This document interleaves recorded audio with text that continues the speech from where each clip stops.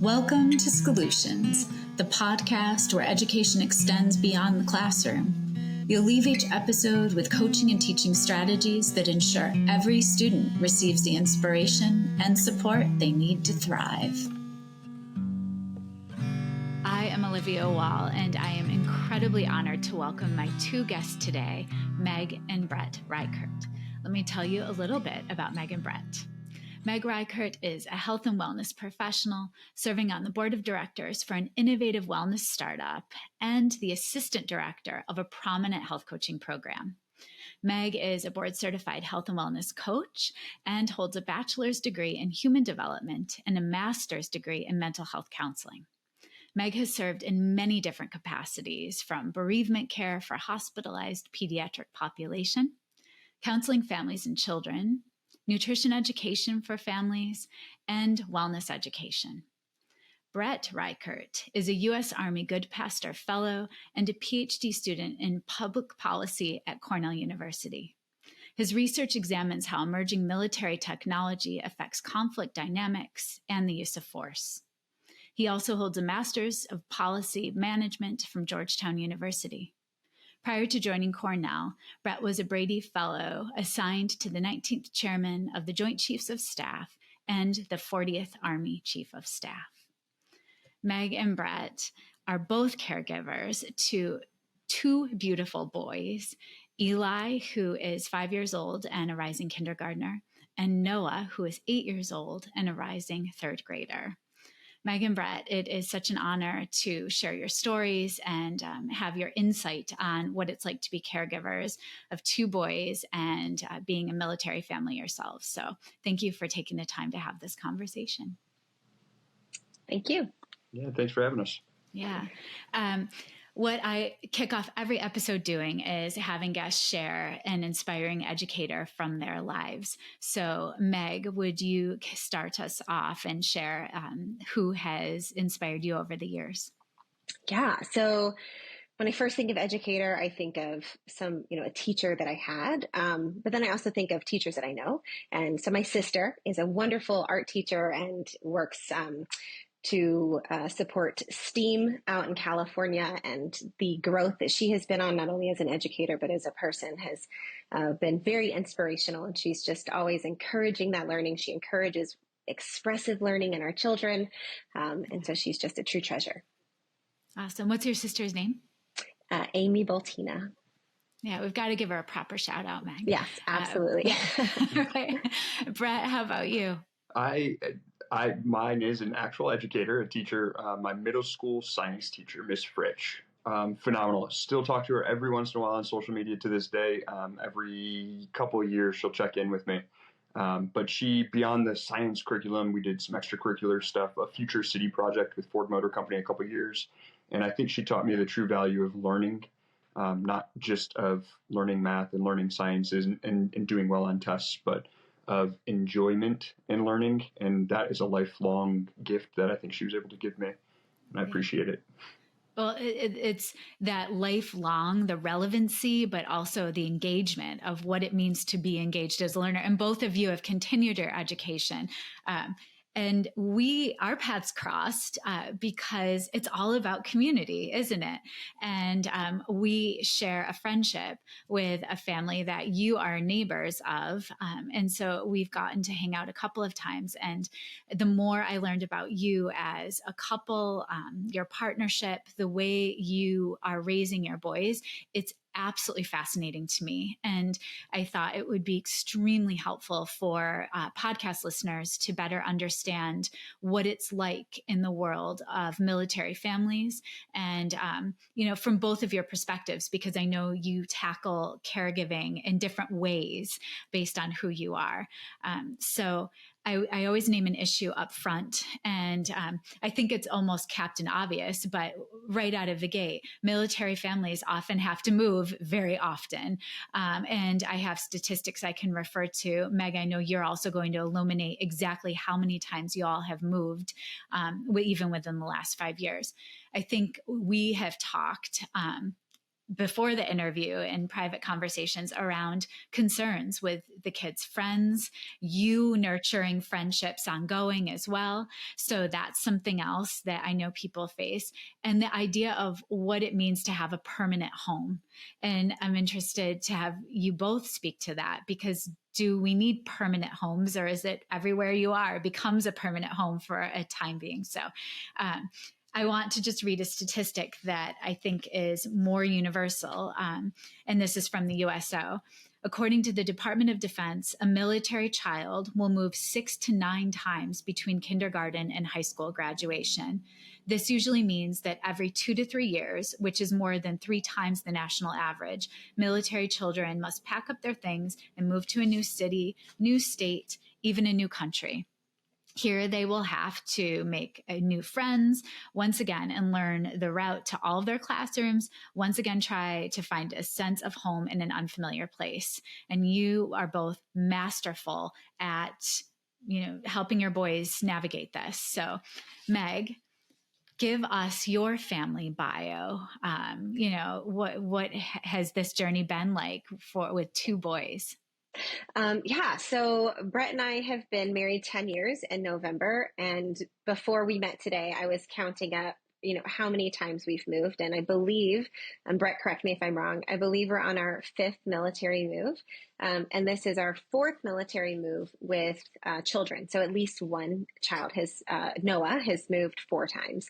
And this is our 2nd move with one of our children being in school, and our very first move with our kids being in the public school system. So Noah did kindergarten at our last duty station, and will do, he did kindergarten in 1st grade, our last duty station, and has done 2nd. He'll go until 5th grade. We'll move when he's in 5th grade. And Eli will be a kindergartner this year, and he will be going into 2nd grade when we move. I think that's right. So, yeah. So you already know when you'll be moving again. That's predictable. Brett, if you want to take that one. That is sometimes predictable, not all the time. And just because we know when generally we'll move, we don't know the specifics, and we certainly don't know where.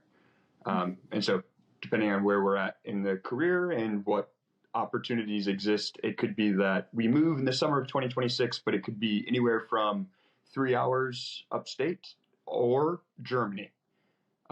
So there's Germany, Alaska, and a few other locations. And so we won't maybe know those things until, I think, 6 months has been the shortest amount of time that we've gone from understanding where we're going to move to actually moving. So it's interesting because I know, Meg, we've talked that you usually focus more on social emotional wellness conversations with the boys, and Brett, you focus more on academics. So Meg, I'm going to bounce this to you. Do you have these conversations with the kids? Do they know when a potential move is happening next? Yes. So we talk all the time at dinner now, even where we will potentially be stationed in our next move. And so a lot of times we ask them, what their input is. We don't necessarily get a lot of input on where we're going to be located. But Brett is able to kind of rank things a little bit. So we'll kind of talk to the boys to think like, here's some of your options. Here's some things that we can do for the next move. And we talk about that, and we talk about, making new friends and what that experience is going to be like. And how that can be. And we really work hard to base our life off of adventure. So when we got married, Brett made this huge speech at our wedding, which is, if you know Brett, just the most normal thing ever. But he invited me into this nomadic way of living where we get to move. We don't have a home base, that we get to create our home base together in our relationships. And so we really talk to the boys a lot about that even though we don't have a physical home base, when we are all together, this is home. And so we talk a lot about the adventure that we get to go on, right? Like, it's going to be another adventure. Where do you think we're going to go next? What do you think our friends are going to be like? What do you want our house to be like? And then we reflect too on our past experiences, right? Oh, we really miss this friend that we had in DC. We really miss our teacher that we had in Colorado. And the boys really like to talk about the houses. So they're like, man, we really loved our basement in Colorado, but I think this is our favorite house because we love our yard. So we really do focus a lot on the positives. And I think we're lucky right now because our kids aren't so old where they're, the friend dynamic is not quite the challenge that we know that it will be. And so we're trying to kind of set that foundation now and so that our kids don't struggle as much in those transitions later. Yeah, I can't imagine. And I adore the idea of bringing them in on the adventure that you both have thrived with your partnership and your marriage. It takes a really special person to be able to embrace constant adventure. And this isn't something that's going to shift, right, for a while. And so I think the fact that you have found each other and that the boys get to see your collaboration and your complete flexibility, it's so beautiful. And I think that's what drew me to both of you as friends. And we're just so lucky that our paths crossed. So also with that said, it's interesting to me because Noah's had different experiences with schooling based on where you are. So I'd love to have Brett, if you don't mind sharing academically, what have schools gotten really right that you've encountered? What have they done well in your transitions? Yeah. Before I answer that, let me talk a little bit from my perspective that based on what Meg just said is, Sure. I struggle. And I think a lot of people in the military that are, families, parents in any way probably struggle with. Sometimes we feel like maybe this is our career and we're dragging our families through all of this frustrating nomadic lifestyle to benefit me. And it is just my career in that sense. But for the listeners that don't have any idea of what the military lifestyle is like, and you always can walk in the store and people will say, "Oh, thanks for your service." It's more than just the deployments and the things that you probably think of with military service. This conversation is the actual sacrifice that I think people may not completely understand when you're thanking somebody for their service and understanding, hey, you could probably make more money doing something else. This is the hard part. It's all of the time at home that is constantly moving. Life is frustrating. Your household goods aren't in position. You've got a new teacher, a new way of life. Yeah. Everything changes constantly. It's not easy, and it's certainly not easy for kids. So getting to the academic side of things, Meg's gift is with the social, emotional, behavioral side of things. I'm obviously concerned with those things, but she's got that covered for us. The academics for me is hard. And I think the academics for Noah is hard. He struggles in a couple of subject areas, and we try to get ahead and we try to do the right thing and we try to understand what the curriculum is at the place that we're at so that he can be successful and be inside of the system that has been designed for him to be successful. But when you change that rapidly and over time, it becomes confusing. The simple task of learning to read isn't so simple when it's being taught to you in maybe 4 different ways from a multitude of teachers. Yes. And it's certainly not easy for the parents to wrap our heads around how did we do it here in New York and how did they do it in Colorado. The other part that's been a struggle for me personally and for us as a family has been the different academic standards.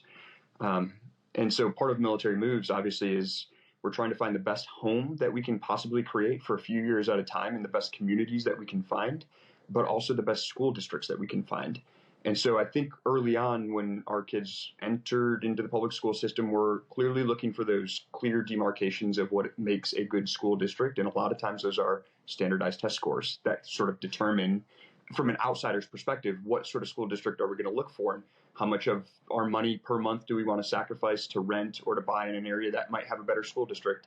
Only to find that that isn't really what matters to us, at least in a family level. Right. And so in Colorado, as an example, we were in the second best school district in the state, and we were at the number 1 elementary school inside of that school district.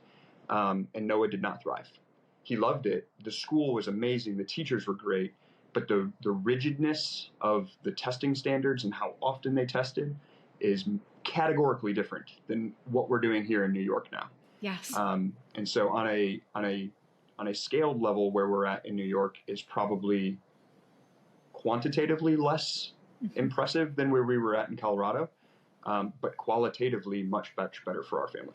Yeah, the community is much richer. The teachers, I think, are more understanding of Noah's situation and more they communicate with us in a much different and better way for us to all collectively come together and help Noah and Eli. And so anyway, those are sort of some thoughts with the academic switching constantly. Yeah. And I guess I'd also wonder too, are you typically transitioning mid-year, or are you able to decide that when the transition's going to happen? Or do you just take control over that and one of you stays back? Like, that's interesting to me. The military, this is both a good and this is a pro and con of military moves. The military does a really good job of attempting to move as many people as possible in the summer months, mostly because they understand the family dynamics in school situations. And so you'll see the majority of times school will end in that particular duty location, and you will have a mass exodus of families. And so the con to that, though, is all of us are moving at once. And so it strains other parts of the military life. You're getting your household goods and all of your homes settled and moved. There's only so many movers in the U.S., and we take up quite a bit of them in the summer months. So that part is difficult. The other part of it, school-related, that I find difficult to move in the summer is that there tends to be a gap between your school years. And so we'll find ourselves, this was last summer for us here in New York, is we find ourselves in a gap where the kids don't have an easy way to go about making friends. We are already too late to enroll in school districts in summer camps. And so we're kind of left on our own to figure out what the community structure is and how we can integrate ourselves quickly before the school year starts. And so we're already starting the school year maybe one step behind, or it feels like it's one step behind a lot because we move in the summer. But thank goodness for us, at least, we've been able to move with school calendar timelines, traditional school calendar timelines. Well, and I know here in Ithaca, if you are not registering your kids for camp, pretty much end of February, beginning of March, you're out of the loop. And so that wasn't even something I had considered. Yeah. Yeah. So when we found out we were going to be here for Brett to go back to school, that was one of the things I jumped on. Was I think I got on like the local moms Facebook group, and I was like, flood me with summer camps. And even then, I think that was March, maybe the end of March, when he made his decision, and almost everything was full. So we were really lucky that the community that we live in has a community center, and we were able to put the kids in camp there, and Noah was able to meet a gaggle of kids that he was in school with this year. So it ended up working out, but there was in Colorado, schools let out early May, and then here schools didn't let out until the end of June. And so we had, it was like last summer was the world's longest summer. And they were home so much, and we were in transition, and Brett was in a different state doing training. I was trying to get everything settled here and working. It was like, last summer was nuts, but this summer is much better. Well, and I always am fascinated with the idea of surprise. And it seems like you all tackle surprise with grace. What would surprise us that you do your best? What would surprise us from a caregiver's perspective? Brett, you've already illuminated some things that I never would have considered, but what would surprise us from a caregiver's perspective? And then what would surprise us that the boys have said or articulated for you as caregivers about this lifestyle? I think like Noah, a lot of times he hears us talk now about when Brett transitions out of the military, and we talk a lot about what our forever home will look like. It's one of like the things that Brett and I like to really dream about and just think about, one day. And then we kind of take all the things that we like about every house that we've lived in. And we're like, I want this from this house and this from this house. And so we talk about that a lot. And so now Noah has heard us talking about that. And so he'll say things like, I'm ready for a forever home so that I can stay in one school. And so for me, I kind of hear that and I'm like, okay, like I also know Noah is, he has a flair for the dramatic and, and likes to kind of do that. And so I hear it and I'm like kind of in one ear, out the other. And then Brett hears it. And a lot of times that'll be a later conversation for him and I, where he's, and I'm not trying to speak for you, Brett, but where he'll feel, a little guilty. Like, are we doing the right thing for our kids? And I just constantly go back to like, what a cool life of adventure that they like to look back on. And they have friends in all these states that we stay in touch with. So I think from the caregiver perspective, it's the surprising part is every time, no matter how much we plan, whether we have a year in advance, 6 months, we always get to the last couple of weeks and it is like trauma and repetition over and over, where Brett and I are running around like crazy trying to get everything ready for the movers. The kids are super resilient and can find fun in the smallest of things. And they kind of, they work around it. Like they kind of circle around the chaos. But Brett and I are kind of at like stress level 10, for about 6 weeks from transitioning out of an old duty station and transitioning into the next one. And it's always surprising because it's like, we do this a lot. We should have this down pat. And it's, nope, it's always kind of crazy. But there are so many changing factors. And right. That's, I think, something that's hard too, because as the boys get older, their needs shift and change. Yeah. Your priorities shift and change too. And I'd be interested to know too, like Brett, Meg just shared something that probably tugs at your heartstrings. Like, are we doing this? Is this good for the boys? What else keeps you up at night? What else do you think about?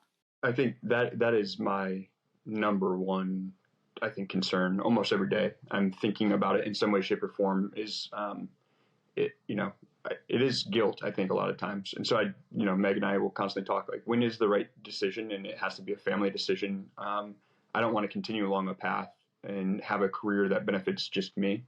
And the funny thing is, this isn't the case for a lot of military families, but for us, Meg did not grow up in a military home. I didn't grow up in a military home. So this is what we're describing is very foreign to us as its children and adults.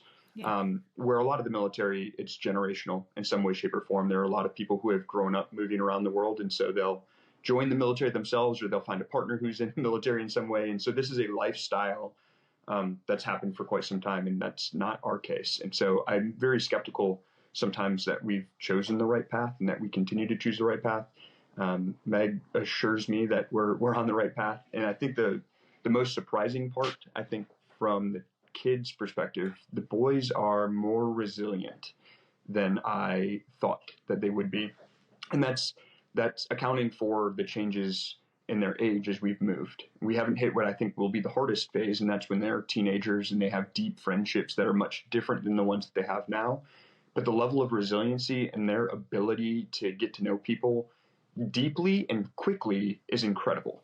Yeah. Noah in particular, I think he's the older of the two, but Noah in particular has I don't know if it's just his personality or if it's his personality and this lifestyle, if it's been nurtured in a certain sense, but his ability to go in and make friends, I think, is normal for his age. I mean, of course, everybody just makes friends at this age, but the level of deep friendship and how quickly it happens, I think, is partly a result of him and partly a result of it's a necessary factor for him, and he does it so often. Yeah. And so I think resiliency is one part that's impressive to me every time, just how resilient these the boys are in this lifestyle. And then the other part is that their ability to, like Meg said, reflect on where we've been and be excited about where we're going. But the details of where we've been and where we're going, it's fun to watch because their network of friends is much, much broader than I think what their friends would have in a local area. And so there's certain advantages to growing up and growing up with your friends for many years in the same school district and the same teachers and the same community. Lots of advantages to that. But when you talk to Noah or you talk to Eli, they will probably within 5 minutes reference Washington, D.C., Colorado, North Carolina, their friends in all of these locations. And then they also know where all these friends still live. And so they're like, oh, isn't this person in D.C. and didn't James move to Germany? And so it's it's a worldwide amazing. network of friends. And that goes for Meg and I as adults, and it also goes for them as kids. And so you would be hard pressed to find a state in the United States or generally most large countries in Europe where we don't have friends somewhere right now. And we know where they're at, and we'll stay in touch with them in some way, shape, or form. And so it's a different, I guess the breadth of community is different. And that is surprising, I think, to me as an adult experiencing this and now being a parent, that is now translated from Meg and I to them. How do you keep in touch, though, too? Because the boys are younger. So I'm sure as they get older, they will, have other ways to communicate. But, how do you keep in touch with the myriad of families all over the world? And then how do you make sure the boys keep in touch with friends? Because it sounds like they are. Yeah. So social media, right? I mean, that's our biggest factor is, I think that's kind of our driving force. And I think military spouses as a whole are,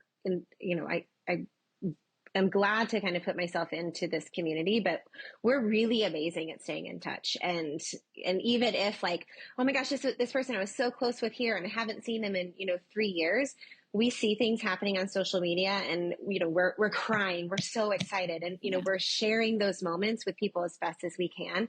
And that network of support is just there, right? Like I can message a spouse and be like, this really sucks and this is really hard. And instead of being like, well, you chose this life, which is a lot of times what we hear, it's like, yeah, it really does. Like, let's FaceTime and, and talk about that. And so with the boys, we do the same things, right? Like when we see their friends on social media, we're like, oh my gosh, look at what he's doing. How cool. The kids have done pen pals with their friends, and like Noah, especially in Colorado. And then, we FaceTime. We moved from DC to Colorado at the height of COVID in summer 2020.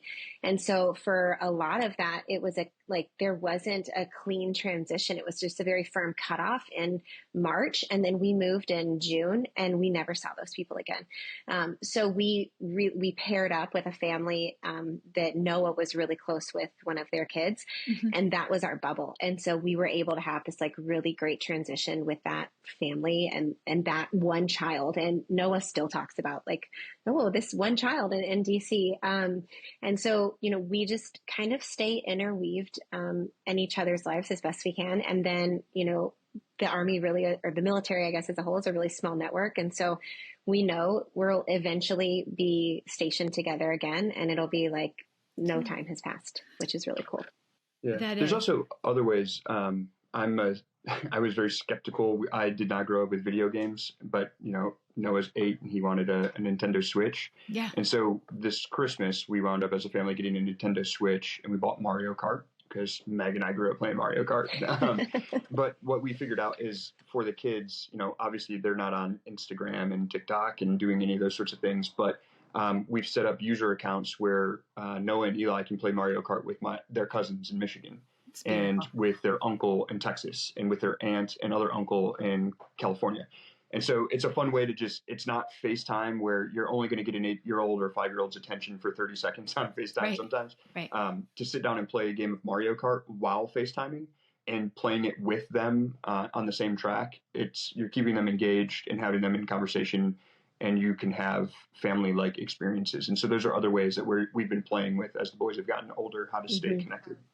It's brilliant. And I'll say too, Brett, I was worried about the same thing as a mom of 2 boys. And I had an interesting conversation with our family care doctor.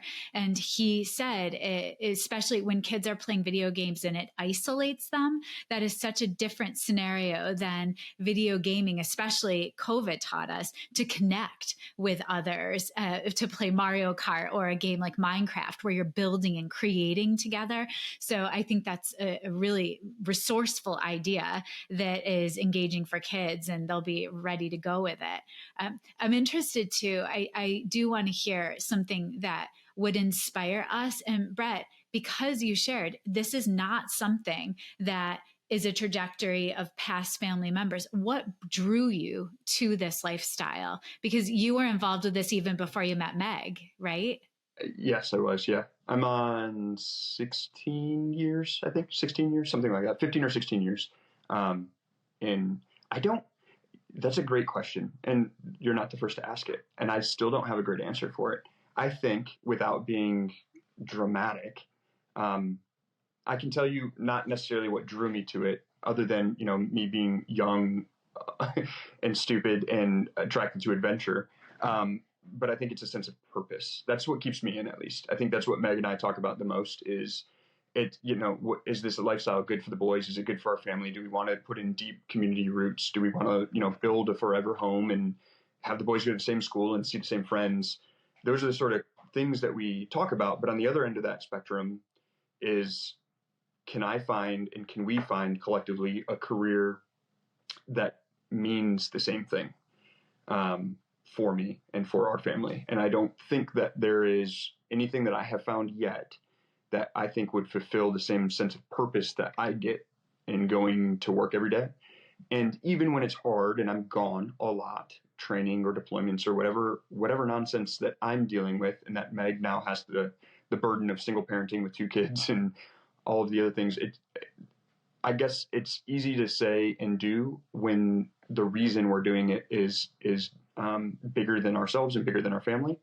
And so the sacrifice, I think, is worth it in that sense. And there hasn't been a moment yet where we've said, you know what, I would rather exchange that sense of purpose for a little bit more money. And me being gone from home is going to be worth making more money. And that's just not the case for us. And I think that's probably why I got into, other friends, you go to law school, and there's wonderful careers out there that are for everybody. But none of those are interesting to me. They're just not the same. The problems aren't as big. The solutions are easier to find, I think, in other things. And so I'm attracted to the trauma and the repetition and the difficulty of our lifestyle. Well, and I think that idea of a sense of purpose, isn't that what we dream of for our children? That they find something in their lives that gives them that sense of purpose. And it's not tied to money necessarily. And that's, I think, critical. Meg, speaking to that, you land in a community. We already know you make sure you have summer camps lined up the best you can. What do you both do to immediately establish community and some type of connectedness when you move? Yeah, honestly, the first thing I do is jump on any mom's Facebook group and try to figure out what's there. I think it's also really different if we're going into an area that has a military installation versus not. So here, obviously, where we're at in New York, does not have a military installation. And so it was very different infiltrating into this community than it would be for the military community, right? That's a good word. Yeah, thanks. And right, when we're going from military installation to installation, those are going to you have unit Facebook pages, you have a commander's spouse is going to greet you and reach out, right? There's community inside of the military that's specifically created to ease that transition for families. And so, we're able to jump right on top of that. I think coming here, where we're getting this great opportunity to live as civilians, not having to listen to military acronyms and wake up calls and bugles every morning. It was a lot different, right? It was, let's get involved in a really small community that we live in. How can we get involved in the schools? How can we, help the kids transition? Because this is for them the biggest move that we've made so far, because they are in school. So, what does that look like? And then I think the other thing is, I research so much before we move, right? What is the best area to live in? Should we live on post? Should we live off post? What do schools look like? But also what does opportunity to look like? And what hobbies do our kids have, and how can we get them inside those hobbies? Neither one of our kids, well, Eli might be, he's so young still, but neither one of them are super into sports, right? Noah likes to do sports at his elementary school here because he gets to be with his friends. But he's really big into horseback riding. And so he's always loved horses, but here, this has been his spot. So when we move next time, that's going to be one of the driving forces as well. How quickly can we get him to a barn? How quickly can we get him a riding instructor? And so he can feel comfortable in that space. And then, honestly, I know community is so incredibly important, but I think the stability of home is as well. So quickly as we can get our house set up and everything established here and their rooms set up, and so they can have their space that has that familiarity. It has that, this is their bedding, these are their stuffies, right? These are their things. This is the book they like to read before they go to bed. As soon as we can establish that, I think that's really important as well, because that means they have a home base and they have a safe place to kind of catch their breath. And, they're both really deep feelers, and I think that's really important for them. Brett, I know, as caregivers, we each have our own style, and we're getting a taste of your caregiving style, but how have you had to adapt based on the different communities you've landed in? Yeah, it's funny. Meg and I talk about this a lot with both of our parents. Her parents are in town right now in Ithaca, and so we're walking around with them and we're showing them what Ithaca is. And you could imagine walking to waterfalls and showing them campus and talking about those sorts of things. But our conversations with my mom and her parents most recently has been about how wildly different the general parenting style is of almost every location that we go That's to. interesting. And originally, you have to live in probably 4 or more locations to even get a sense of this. Um, but we're in North Carolina, we have a young infant, and so we don't know that. But we moved to Washington D.C. and we start to get more of a sense of what's happening in D.C. from a parenting style. But we're new, and Noah's at a certain preschool age, and so we're just doing what everyone else does. And it's not until we get to Colorado that we kind of start looking around and go, well, this is much different than it was in D.C. What parents care about. And this isn't necessarily, well, I'm not talking about at least, isn't necessarily school driven, and it's not societal driven, but it is how have the people in that community called to come that place? How have they come to call that place home? And what are the similarities in the people in Ithaca versus the people in Colorado Springs versus the people in DC? And what Meg and I have tend to found is that these folks, though it's not like they're not connected, they're not friends, they tend to have similar belief systems and values, and they've set up their micro community and their local communities in a very specific That's way. fascinating. And so it's really interesting to see the parenting style. And I'll be specific. I won't name the location, but there's one particular location that we call free range parenting. And it's just they're very much more of a hippie sort of mindset. Kids are going to grow and they're just going to be able to do whatever they want, and there are very few rules. Some of our peers in this particular location allow their kids to drink coffee at whatever hours of the night. They choose their own bedtimes, and that lack of rigidness and rules is not something that I'm used to in the military community, but isn't necessarily what would fly at a different duty location. And so I think what's interesting is Noah and Eli, and what Meg and I are cognizant of, is what are the societal rules that they're ingesting. And I think of school as more, especially elementary school and middle school, is much more than curriculum focused, at least personally, though I am the one that's concerned about academics between the two of us, if we had to choose. It's also about like learning how the world works and how to operate in society. That standard changes, and the teachers are a part of that micro community that I'm talking about.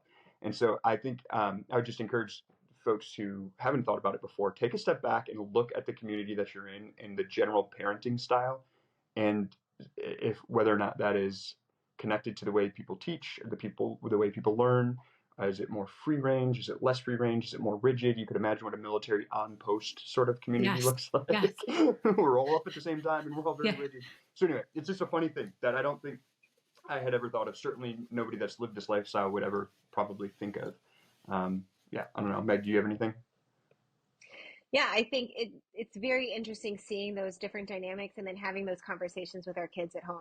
Noah will come home from school and be like, little Timmy was doing this at school today. And I was like, oh, do you think that is something that is appropriate in our house?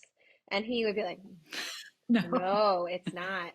Or we see some of those behaviors coming into our house, and both Brett and I have, we all have our parenting face, and like we just kind of look at our kids like, what are you doing? Like, where did this come from?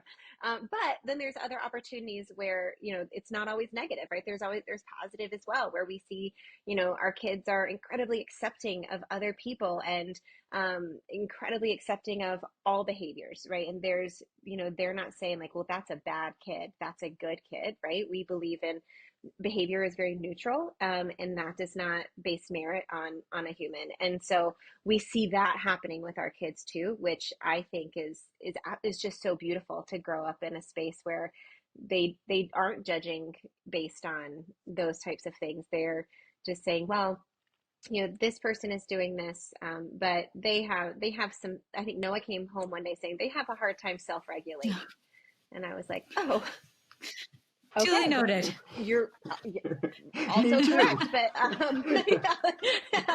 Yeah. me too. And so I think that that's so cool that they, because they get to be parts of all these different communities, and they're learning all these different types of behaviors, and they're recognizing, based on society, what's appropriate and what might not be, but also even if something's not societal appropriate, they can still accept that, and they're not judging. And I think that's one of my biggest hopes for our kids, is that they can be accepting of all. Yeah. And I think something I was so inspired, both of you, I have a long way to go with this, but you are incredibly healthy humans. You're very athletic. And I know, Brett, we had talked too. You both join a gym, I think, as soon as you get into a community or some type of facility like that. And Brett, you do CrossFit before you had surgery recently, but is that something too, like when you go to a community, do you look for networking in that regard as well? So actually, that's Meg's thing. She just dragged me into it when we moved to Ithaca. That's Meg, so funny. Meg has gone to gyms outside and has done CrossFit for years. Has done other fitness groups. I'll let her talk about that. But Yeah. she dragged me into it when we came here to Ithaca, and I love it. I think it's one of the best things we've done. And yeah, I think Meg. I don't want to speak for you, but a lot of it, probably 80, maybe 70% of it, is for community, and the other part of it is for the physical activity. And so there's a difference between signing up for a traditional gym where you're going to go and you're going to be by yourself versus a community-oriented exercise group. And so I think that what Meg tends to find, and what I have certainly found since joining here, is that there are a lot of like-minded individuals. They're not like, I'm not a gym buff or anything, but the people who are at that gym also tend to like community, and they also tend to like biking and hiking, and they also have kids that are around the same age, and they're around the same age. And so there's a lot of other factors that allow us to break through the ice early. And you also see the same people at their worst. They're nasty and sweaty and angry in the morning. And so it's really easy to just be like, hey, you want to be friends? Like, Yeah. if you can get cleaned up and you can grab some coffee, then we're both going to be better humans than what you saw me this morning. So that's great. Well, I'll pivot then, and I'll ask both of you just to reflect. And Brett, I'll have you share. What's something that inspires you about Meg? I think we've talked a lot about it already, maybe not specifically, but she is better than I am, which is like what you look for in any partner, I think.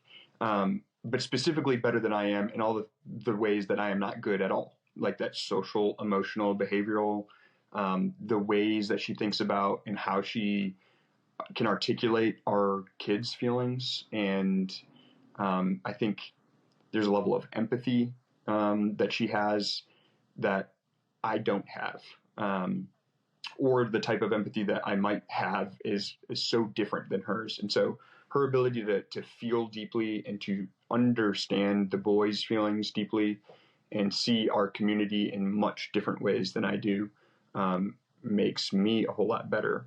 And I think, too, she knows this. Meg is about the only person that I could imagine having a partner with, because she is as vocal or more than me and fierce and gritty.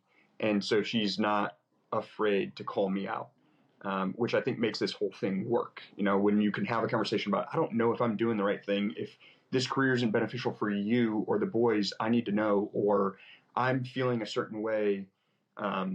I know that she's not going to give me just a pat on the head and tell me everything's okay. She's legit going to tell me when it's not okay. Yeah. Which she does a lot, and that's good. And so I think that's the part that I appreciate the most about her on a day-to-day basis. But she's independent, and I think that's the other part for folks that aren't familiar with our sort of lifestyle and community, is the fierceness and the grit and the independence that is required of a military spouse, whether that's a male or a female. The majority are female in terms of partners right now. And the independence is incredible. I'm not kidding when I say that Meg has to be a single parent a lot of the time, more than I would like. And so to do that, to have your own career, to cook dinner, to grocery shop, to raise two boys, and to do it without understanding or having set predictable understanding of where your partner is going to be during any of that experience, the majority of that lifestyle, unfortunately, falls to the partner. And there are opportunities that I have. This is one of them, being in New York, where I can give back. But it is not a symmetrical relationship in that regard. And that's hard. That's difficult. And so those are some of the qualities that I think I like best about Meg. Yeah. Meg, how about you? Oh, well, it's so easy, right? Like, I mean, just having this conversation, he's like in a completely different room. And I'm just like, gosh, man, I really love this guy. Yeah. So I think, one of the things that I really value about Brett is he's fantastic at what he does, right? I mean, he's incredible in his career. He gives himself freely to his career, right? And he does this for that sense of purpose. And I think that for a lot of people, it's very easy to get lost in that sense of purpose and say, well, this is the sacrifice that we're making. This is the sacrifice that you as a wife and that you guys as kids, this is what you're doing so that I can go have this sense of purpose. And unfortunately, we also know some people who do that. And I think what Brett does really well is he sees that sense of purpose, but he also sees the sense of purpose that we have in our home. And we have this responsibility to raising these humans to be amazing people. And they're there, right? They're these amazing human beings because they do have two parents who are fully invested in them. And so I think, when, Brett has, there's this unwritten rule, right, in the military that you work long hours and you work hard hours and you give everything to work and you leave nothing behind.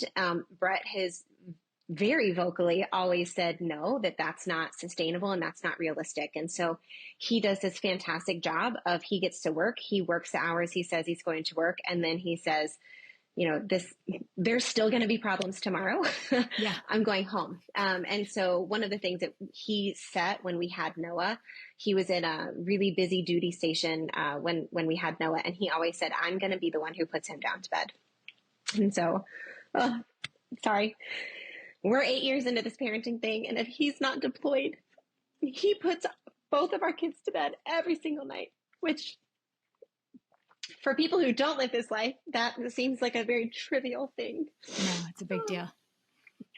But yeah, he does. And he sings these incredibly stupid songs to our kids every night that he makes up because he does not know any nursery rhymes. So, he is silly and he is fun, and he makes that time. He somehow makes hours appear that don't exist, so that he can be the parent that our kids need and that our kids deserve. And he does that in such a beautiful way that it's deeply inspiring and honestly sometimes hard to live up to, because I a lot of times am the parent at home, and so I don't want to put you to bed, right? I just want you to go to bed. Yes. And he does this, right? It doesn't matter if he's been in the field. It doesn't matter if he's had a long training day. He comes, he leaves work at the door. He spends time with our boys. He puts them to bed. And I think that is kind of a culmination of what I appreciate most of Brett, is just that his ability to prioritize this sense of purpose for bigger than himself, in terms of military, but then also recognizing this bigger sense of self with our kids too, and wanting to be an active participant and not a passive parent. We are married, but we are an absolutely true partnership in every sense of the word. And, and I think that he is the one who pushes for that so much. And it makes me very grateful to get to be part of that journey. Yeah. And usually I end conversations by asking, what's a call to action or what needs to change?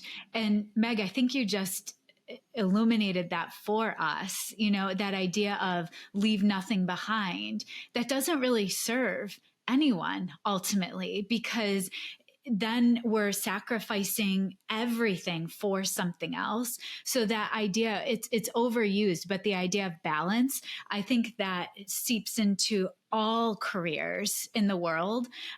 But that demand of, when I put my head on the pillow at night as a caregiver, am I able to say that my kids know I love them? And if it's a silly song I'm making up, what can we do to keep, whether it's 5 minutes or an hour long moment with our humans in the household, so they know that that's what matters most, and that's what all the purpose is circling around.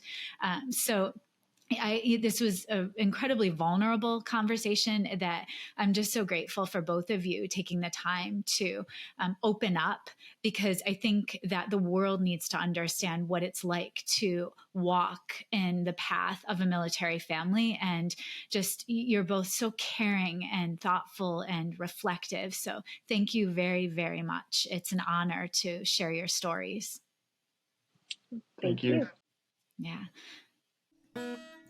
Schoolutions is created, produced, and edited by me, Olivia Wahl.